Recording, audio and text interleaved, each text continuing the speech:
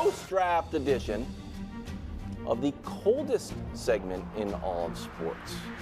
What you're about to see is a ranking that is without equal. Potential, momentum, ability to withstand the cold, which is admittedly tough if you play in Miami, all are accounted for as we begin our 2024 trek up the most treacherous segment in all of sports, Mahomes Mountain. Thank you for the wonderful introduction, Kevin Wildes. Much appreciated. You've done your work today. If you need to hurry home now, it's fine. Sure, you get there before 6 in the morning tomorrow. But some rules of engagement here. There's a little bit of projection when it comes to who is going to be the starter.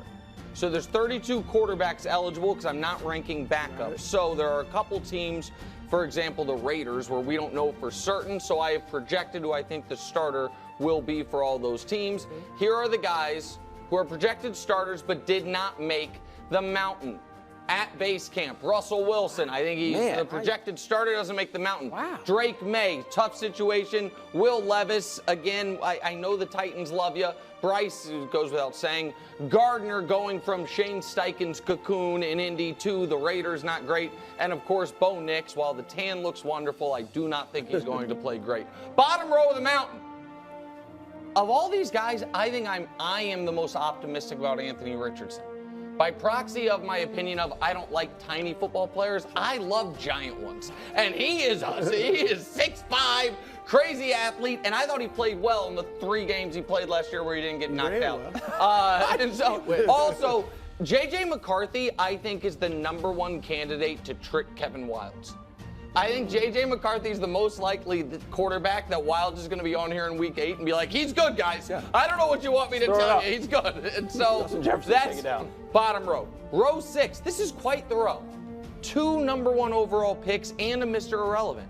A Hall of Famer at the bank, an actual Hall of Famer in Aaron Rodgers, and Tua.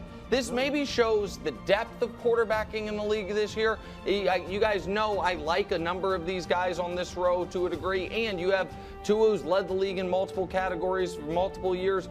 Aaron, obviously, who, even though he hasn't thrown for 300 yards in how many games? 23. 23 games and, almost 1,000 days at this point it's got to be. Right. It's quite the row. Row 5, all 5 of these guys have huge years in front of them as far as what it means for them. Jordan Love, as much as people, no pun intended, love him, only really has 2/5 of a season of great football under his belt. But there's a lot of hype there. I believe Trevor Lawrence is about to get a massive deal based on the promise he showed as a prospect and, at the 15-game stretch in the middle of his career, but he's got to actually have a full, healthy season doing it. We know what's on the line for Dak. Jared Goff's trying to get a contract and trying to continue building on that momentum. And Jalen Hurts, what is the outlier year? Was it the Super Bowl year or was it last year? This year will give us some information there. Now to legit stars.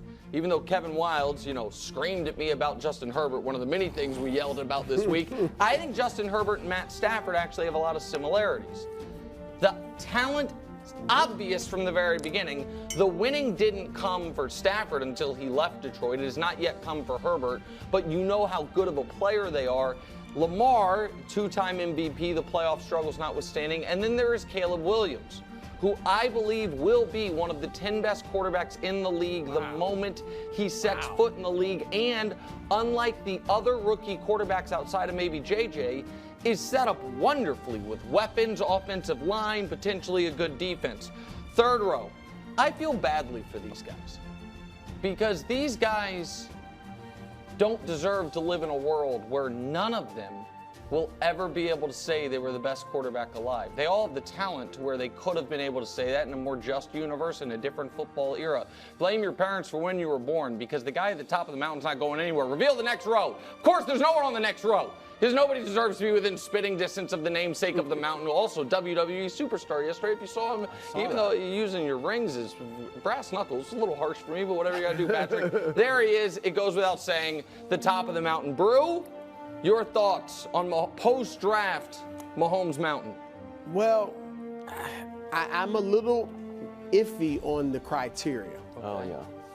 But if it's not high school and college accolades, then I think Brock Purdy and the Prince should be switched. I think that's fair. Is that fair? That's One's been totally to a fair. Super Bowl, won 4 playoff games, been an MVP candidate, 4th in MVP voting, and one has been a disappointment to this. He's not been a disappointment. That's too harsh. Too harsh.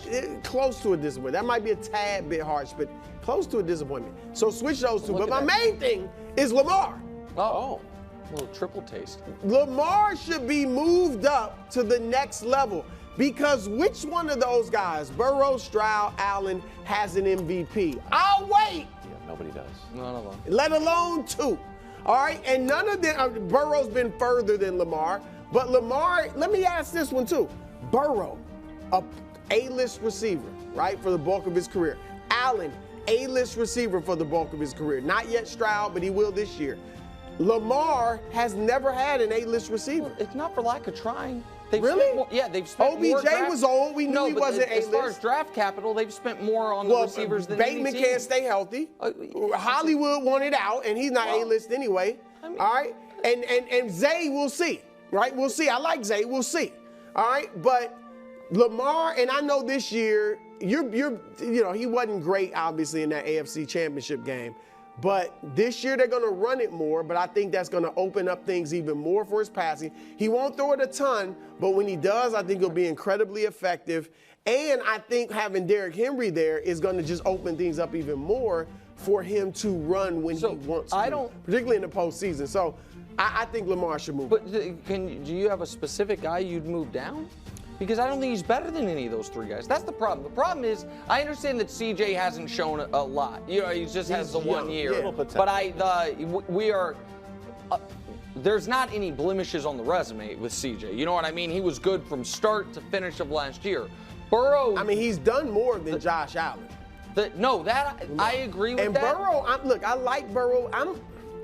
We haven't seen him in so long as far as being really healthy. It does feel like a long time. I think that's fair, except I think that if Burrow's the biggest injury risk at quarterback, Lamar's got to be on the short list after him. And he so hadn't had the serious ones. That's true, and he had. I understand that. I just think those 3 quarterbacks are better than Lamar, and I'm not trying to be again. It's not left to right, so Lamar might be as high as 5th. You know, it's not left to right, but it's just there's 4 guys who are better than him. Source on the committee. There's no committee for this. This is just me. You don't have a source in my brain. Go ahead. All right, so I would like to switch Tua and the Prince. The Prince didn't make the playoffs. Tua did. Either way, the Prince is down. The Prince should come down. 2 of us now. What were they 9-3 and he missed the playoffs for his? They were 8-3 and then he broke his ankle and valiantly played through it. And shockingly, the team fell apart once he was. Jamal Murray was on 1 calf and he just won. Football's a little more contact sport, buddy. I know you think football and basketball analysis has to be the same. It does not. Go ahead. In any event, Tua. 2022, he had led in yards per pass and passer rating, and people weren't happy. So you know what? You've got to prove you can stay healthy. He said, all right, how about I play all the games and go to the playoffs and throw for the most yards in the league? And people still don't respect the guy. Why? Brew, don't say it yet. Don't say it yet. I know it got cold and he didn't perform well in Kansas City. Who does? Okay? Nobody did. And he lost to the Super Bowl champions. He may have been in 2nd place when you look at it through one lens. Lost to the champs, just like the 49ers did.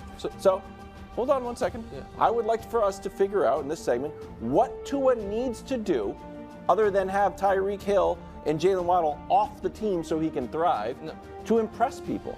Because leading the league in passing yards and going to the playoffs, the year after he led the league in passer rating, doesn't seem to move. It feels like he's in an unwinnable situation. No, perform in a big spot or against a good team, or when it's sweater weather. Any of those things would be nice. Well, Justin Herbert's never won a game. He's 2 levels above. I do have a question. Well, they have the same amount of playoff wins, I think. I could check. Wait, I already know it.